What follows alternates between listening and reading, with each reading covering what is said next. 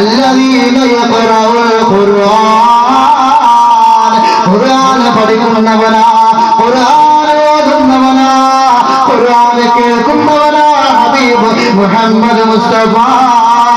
എന്റെ പൊന്നുമ്മായി മദ്രസയിലേക്ക് വിടുന്ന പൊന്നു മക്കളുടെ ഖുർആൻ പാരായണം ഏതെങ്കിലും ഒരു ദിവസം ഒന്ന് ശ്രദ്ധിക്കാൻ നമുക്ക് സമയം കണ്ടെത്തുന്നുണ്ടോ?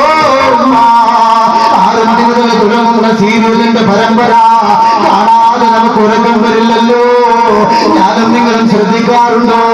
മക്കൾ മദ്രസയിൽ നിന്ന് തിരികെ വരുമ്പോ അവർ പഠിച്ച പാഠഭാഗങ്ങളൊന്ന് ഓദിപ്പിക്കാൻ, പരിശുദ്ധ ഖുർആനിന്റെ ഭാഗമൊന്ന് ഓദിപ്പിക്കാൻ എന്റെ മക്കൾ ഓതുന്നുണ്ടല്ലോ. ഞാൻ മരണപ്പെട്ട് കിടക്കുമ്പോ എനിക്ക് വേണ്ടി കണ്ണീരോടുകൂടി എന്റെ പൊന്നുപോലെ ഒരു യാചീരെങ്കിലും ഓടുമല്ലോ എന്ന് ഏതെങ്കിലും മാതാപിതാക്കള് ശ്രദ്ധിക്കാറുണ്ടോ? അഥവാ ശ്രദ്ധിച്ചില്ല എങ്കിലോ നിങ്ങൾക്ക് തന്നെയാണ് നാശമമ്മ.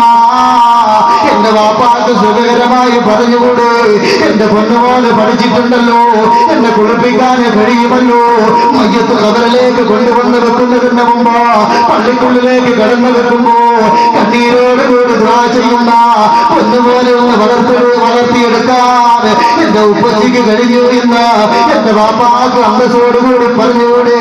അതുപോലെ പറയാൻ കഴിയോ?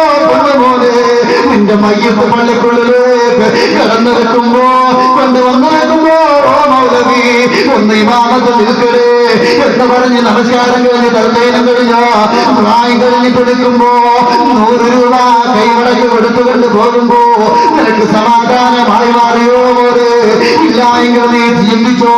അല്ലാഹുവിന്റെ റസൂൽ പറയുമ്പോ അല്ലാഹുവിന്റെ അഹ്ലുകാരി ദുനിയാവിലുള്ള അഹ്ലുകാരെന്നറിയോ? യഖ്റഉൽ ഖുർആൻ